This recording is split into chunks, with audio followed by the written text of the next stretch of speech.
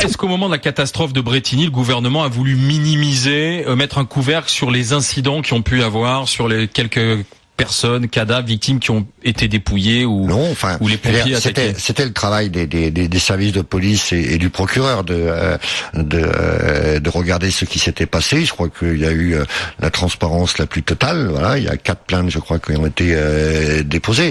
Mais ce qui était important surtout, on n'a pas voulu étouffer les incidents. Non, il n'y a pas eu volonté d'étouffer les incidents. Il y a eu une volonté, en revanche, là encore, de ne pas noircir la situation au-delà malheureusement du drame qui était ce déraillement, et de montrer aussi qu'il y a eu un formidable élan de solidarité, y compris de jeunes, voilà, qui ont essayé de porter secours le plus rapidement possible. C'est vrai qu'il y a eu apparemment un moment un peu compliqué, le temps que les secours s'installent, peut-être un peu de désordre inhérent à ce type de catastrophe.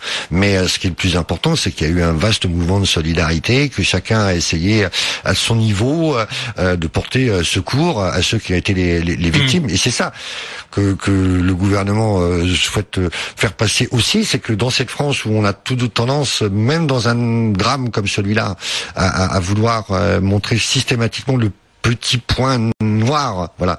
Ce qui est important dans notre pays, c'est qu'on est capable de solidarité, d'assistance, et c'est ce qui s'est passé à Brétigny.